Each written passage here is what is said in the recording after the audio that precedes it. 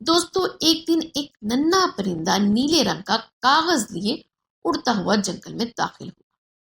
اس پرندے کی چونچ میں کچھ لکھا ہوا تھا لیکن کوئی پڑھ نہیں سکا۔ شیر، ہرن، خرگوش سب نے کوشش کی لیکن وہ الفاظ کسی کو سمجھ نہیں آئے۔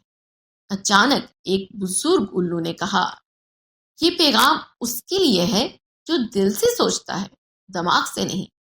تب سب جانور چپ ہو گئے، صرف ایک بچہ کچھ دیر خاموشی سے نیلا پرندہ دیکھتا رہا اور مسکرا دیا۔ پرندے نے کاغذ اس کے سامنے رکھ دیا اور اڑ گیا۔ دوستو وہ بچہ کاغذ پڑھ سکا لیکن اس نے کچھ نہیں بتایا، صرف کہا، یہ پیغام میرے دل کے لیے ہے، دنیا کے لیے نہیں۔ دوستو کیا آپ سوچ سکتے ہیں وہ پیغام کیا تھا اور کیوں سب کو سمجھ نہ آیا؟